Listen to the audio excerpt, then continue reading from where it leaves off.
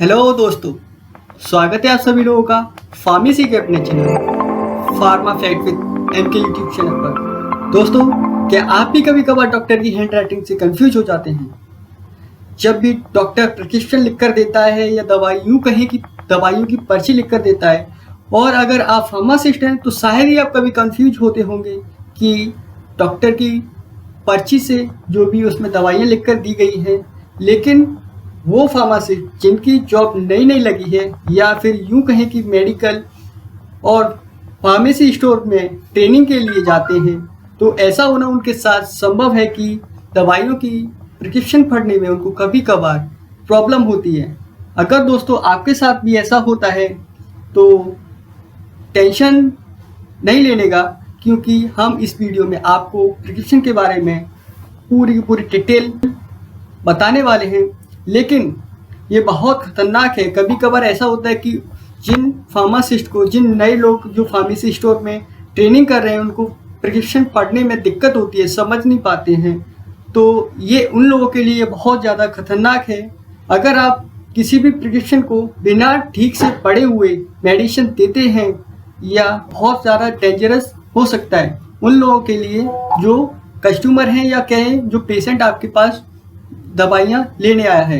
Doctor अक्सर जो word लिखते हैं वो मेडिकल लैंग्वेज में लैटिन वर्ड का यूज़ करके अब्रिसिएशन को यूज़ करते हैं। वो कैसे कैसे अब्रिसिएशन होते हैं हम उसके बारे में आगे बात करने वाले हैं दोस्तों, जो कि एक फार्मासिस्ट को बताता है कि कौन सी दवाई देने और कौन सी दवाई आपको देनी है, जो एप्रिसिएशन को समझकर, और कौन सी दवाई का क्या डायरेक्शन है, क्या कंफ्यूजन है, क्या कॉन्ट्राइंडिकेट है, क्या साइड इफेक्ट रहते हैं, यानी सारी की सारी जानकारी आप लैटिन वर्ड जो डॉक्टर लिख कर देते हैं उनके एप्रिसिएशन से आप समझ सकते हैं। अगर आप प्रिस्क्रिप्शन को समझना चाहते हैं लेकिन आप फार्मासिस्ट नहीं भी हैं, तो भी ये जानकारी आज सभी लोगों के लिए बहुत ही ज़्यादा यूज़फुल होने वाली है। इससे आप आपका खुद का प्रिस्क्रिप्शन आसानी से समझ सकते हैं। अगर आप ये इम्पोर्टेंस समझ गए कि कैसे कैसे लैटिन वर्ड रहते हैं, कैसे एप्रिसिएशन रहता है, तो आप खुद का प्रिस्क्रिप्शन को आसानी से समझ सकते हैं। अगर आपको प्रिस्क्रिप्शन में कोई भी गलती नज़र आती है, आप अपने डॉक्टर को कंसल्ट कर सकते हैं, उससे सवाल जवाब भी दोस्तों कर सकते हैं। दोस्तों, प्रिस्क्रिप्शन को समझ पाना इतना भी आसान नहीं रहता कि हम तुरंत प्रिस्क्रिप्शन को समझ लें, उनके एप्रिसिएशन को समझ लें तो प्रिस्क्रिप्शन को समझ लें। उनमें कुछ मेडिसिन भी लिखी रहती हैं, वो कैसे समझ सकते हैं वो भी हम आपको बताने वाले हैं। तो चलिए जानते हैं प्रिस्क्रिप्शन में आखिर क्या क्या चीज़ें रहती हैं, और प्रिस्क्रिप्शन के कितने कितने पार्ट होते हैं, या ऐसे कहीं कि कौन कौन से पार्ट होते हैं।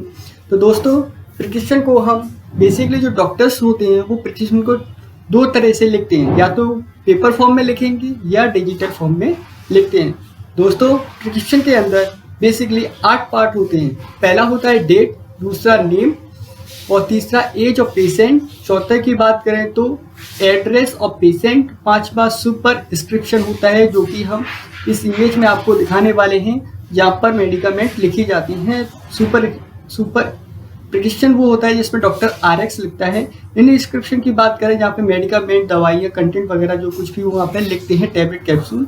और सब्सक्रिप्शन की बात करें तो नीचे उसके दवाइयों के नीचे वो लिखते हैं सिग्नेचर, और उसके बाद रिन्यूअल ऑफ इंस्ट्रक्शन, मतलब आपको कब आना है, कैसे आपको चेक कराना है, वो सारी की सारी बातें आपको इसमें बताई जाती हैं। उसके बाद सिग्नेचर ऑफ डॉक्टर्स और address of registration number of doctors वहाँ पे अपना देते हैं प्रिस्क्रिप्शन में। दोस्तों, ये रहा प्रिस्क्रिप्शन का बायोडाटा, कैसे कैसे प्रिस्क्रिप्शन को हम समझ सकते हैं। प्रिस्क्रिप्शन जो डॉक्टर आपको देता है उसके बारे में हम आपको बताया कि कौन कौन से उसमें पार्ट्स होते हैं।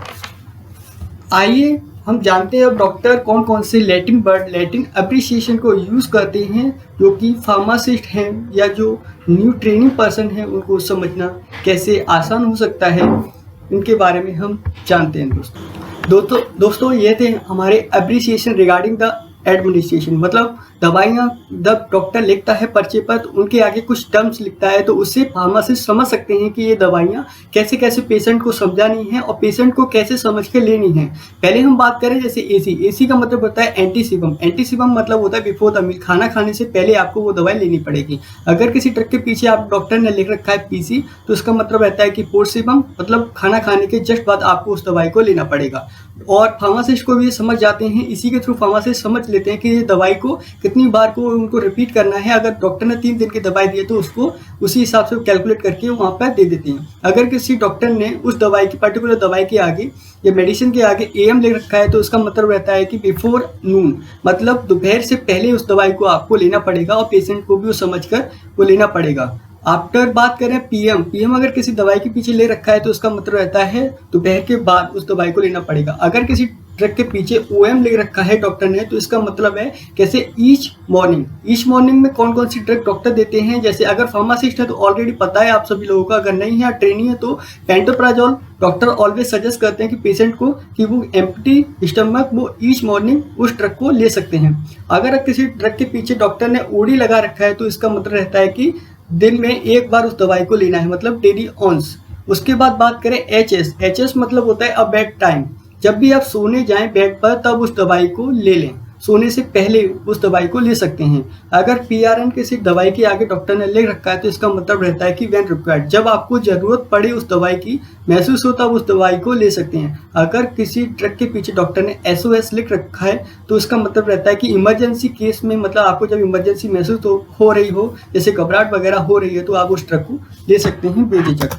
आगे हम बात करते हैं जैसे किसी ड्रग के पीछे डॉक्टर बीडी लिख देते हैं। बीडी का मतलब होता है बिस इन डाइस मतलब होता है कि ट्वाइस इन अ डे, एक दिन में 2 बार उस दवाई को लेना पड़ेगा। अगर किसी दवाई के आगे या किसी मेडिसिन के आगे डॉक्टर ने TID लिख रखा है, टायर इन डाई मतलब 3 टाइम्स इन अ डे। अगर किसी डॉक्टर ने उस दवाई पर्टिकुलर दवाई के आगे स्टेट लिख रखा है तो उसका मतलब होता है कि दिन में बस एक ही बार वो दवाई आपको लेनी पड़ेगी। अगर QID लिख रखा है तो इसमें मतलब होता है कि दिन में 4 बार आपको उस दवाई को लेना पड़ेगा। अगर H लिख रखा है किसी दवाई के आगे या किसी मेडिसिन के आगे तो उस दवाई को आपको हर एक घंटे में उस दवाई को आपको लेना पड़ेगा।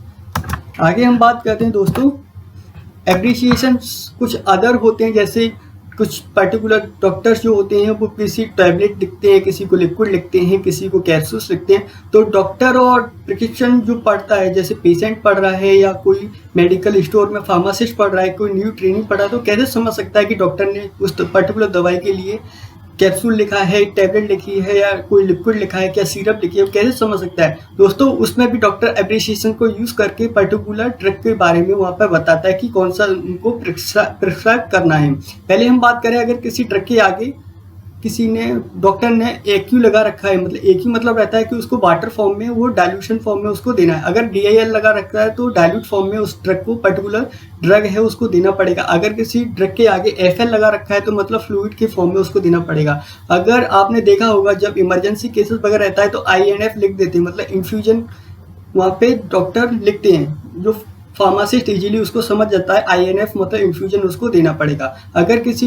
ड्रग के आगे डॉक्टर ने LIQ लिख रखा है, मतलब लिक्विड फॉर्म में उस पर्टिकुलर ड्रग को उसको देना पड़ेगा। अगर OL लिख रखा है तो आप ये समझ सकते हैं कि ऑयल, मतलब ऑयल का जो फॉर्म होता है, ऑयल से जो ड्रग होते हैं उनको भी वो दे सकते हैं। अगर SP लिख रखा है तो वो समझ सकते हैं कि स्पिरिट वगैरह डॉक्टर ने मंगाया है उस पर्टिकुलर पेशेंट को, वो वहाँ पे प्रिस्क्राइब कर सकते हैं फार्मासिस्ट। अगर S/R लिख रखा है तो S सिरप का, उसका एप्रिसिएशन का यूज़ करते हैं, S/R वो सिरप होता है, तो उसको भी फार्मासिस्ट वहाँ समझ कर दे सकते हैं।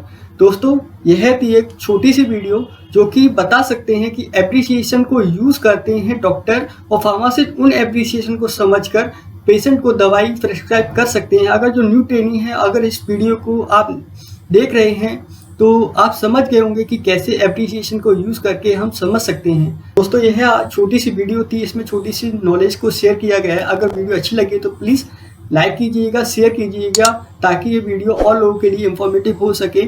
और हमारी वीडियो को लाइक कीजिएगा, उसके आगे आप हमारे चैनल को सब्सक्राइब कीजिएगा। प्लीज़ बेल आइकन को जरूर दबाइएगा ताकि आने वाली वीडियो की अपडेट आपको सबसे पहले इसी चैनल पर मिल जाया करें, आप हमारी वीडियो को मिस ना कर पाए। तब तक के लिए मिलते हैं अगली वीडियो में। जय हिंद दोस्तों, बाय बाय।